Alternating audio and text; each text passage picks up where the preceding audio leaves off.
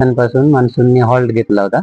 तो तळ कोकण आणि दक्षिण मध्य महाराष्ट्रापर्यंतच पोहोचला होता आणि 8 जून नंतर आपण मान्सूनमध्ये काही प्रोग्रेस बघितला नव्हता.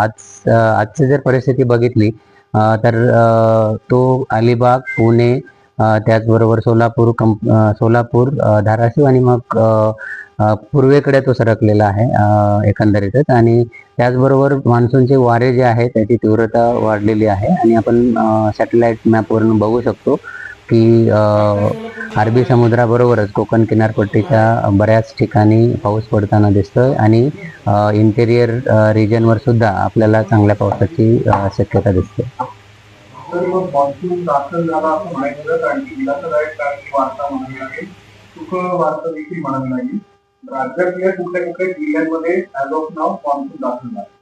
जसं मी सांगितलं की अलिबाग, पुणे, त्याचबरोबर सोलापूर कंप्लीट कव्हर झालेला आहे. त्याचबरोबर धाराशिव आणि त्यानंतर तेलंगणाचा काही भाग, त्यानंतर छत्तीसगडचा काही भाग आणि ओडिसा, नंतर बिहार इथपर्यंत तो पोहोचलेला आहे. येणाऱ्या 48 तासामध्ये तो मुंबईसह अजून काही भागामध्ये पोहोचण्याची शक्यता आहे. येस, येणाऱ्या 3 ते 4 दिवसांचा जर अंदाज बघितला तर कोकण, गोव्यासह इंटेरियर महाराष्ट्रामध्ये मेघगर्जनेसह पावसाची शक्यता आहे आणि मान्सूनचे वारे सुद्धा तीव्र झालेले आहेत किंवा सक्रिय झालेले आहेत असं आपण म्हणू शकतो. त्यामुळं मान्सून पुढे अजून उत्तरेकडे पोहोचण्यासाठी किंवा सरकण्यासाठी अनुकूल वातावरण आहे असं आपण म्हणू शकतो. येलो अलर्टच आहे आणि कोकण किनारपट्टीसाठी स्पेशली 27-28 तारखेनंतर ऑरेंज अलर्ट दिला गेलेला आहे. मुसळधार ते अतिमुसळधार पावसाची शक्यता कोकण किनारपट्टीसाठी आहे आणि घाटमाथ्यांवर 24-25ला आपण हेवी रेनफॉल किंवा येलो अलर्ट त्यासाठी असेल. आताही मेघगर्जनेचा जो पाऊस होतो त्यासाठी येलो अलर्ट दिला गेलेला आहे. तर एकंदरीतच मान्सूनसाठी चांगली परिस्थिती आहे किंवा मान्सून सक्रिय होताना दिसत आहे असं आपण म्हणू शकतो. पुण्यात काल जो पाऊस पडला तो मान्सूनचा होता की प्री मान्सून होता आणि इथून पुढे पुण्याचा हवामान? येस, कालचा जो पाऊस बघितला आपण तो म्हणजे जसं मी सांगितलं की मान्सूनचे वारे सक्रिय झालेले आहे, त्याचबरोबर त्याची तीव्रता वाढलेली आहे आणि त्यामुळं वातावरणामध्ये आर्द्रतेचं प्रमाण वाढलेलं आहे.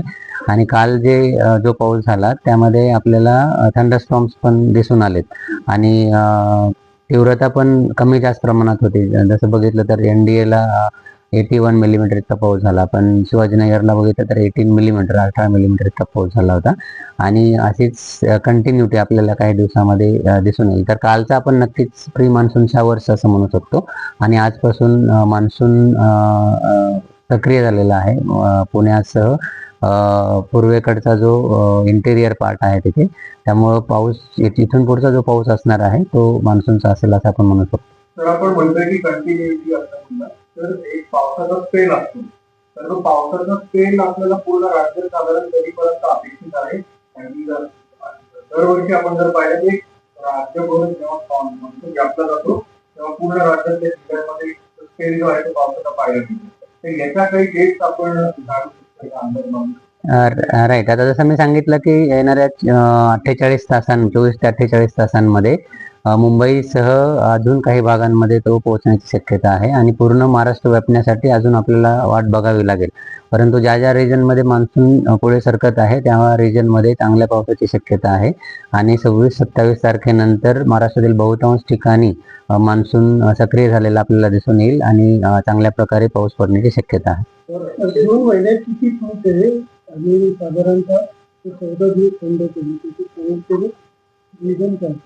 मोर दॅन 70% तूट आतापर्यंत आपल्याला दिसून आलेली आहे आणि खंड पडण्याचे कारण याच्या आधी आपण बघितले होते, ज्यामध्ये उत्तरेकडनं येणारे जे कोरडे वारे आहेत त्याचबरोबर मान्सूनचे जे वारे आहेत ते वीक झालेले आपल्याला दिसून आले. त्याचबरोबर MJO जो आहे तो फेवरेबल कंडिशन्समध्ये नव्हता किंवा तो फेवरेबल फेजमध्ये नव्हता.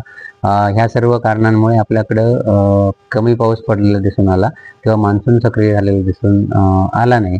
आता जर बघितलं तर MJO फेज 2 मध्ये आहे, जो की आपल्या मान्सूनसाठी चांगला आहे आणि इतर जे इक्वेटोरियल वेव्ज असतील किंवा मग दक्षिणेकडचा मस्करेन हाय असतील, हे सगळे पॅरामीटर्स फेवरेबल आहेत आणि त्यामुळं मान्सूनचे वारे सक्रिय होताना आपल्याला दिसत आहेत आणि पाऊस पण पडताना दिसतं. तर वेगवेगळ्या हवामानाचा अभ्यास करणाऱ्या संस्था आहेत किंवा अभ्यासक आहेत, त्यांच्याकडे वेगवेगळ्या अंदाज वर्तवले जातात. त्यामुळे पेरणीचं जे शेतकऱ्यांचे अन्य काम आहे त्याच्याबाबत शेतकऱ्यांमध्ये थोडं संभ्रम दिसतं, कन्फ्युजन दिसतं. तुमचा काय सांगा?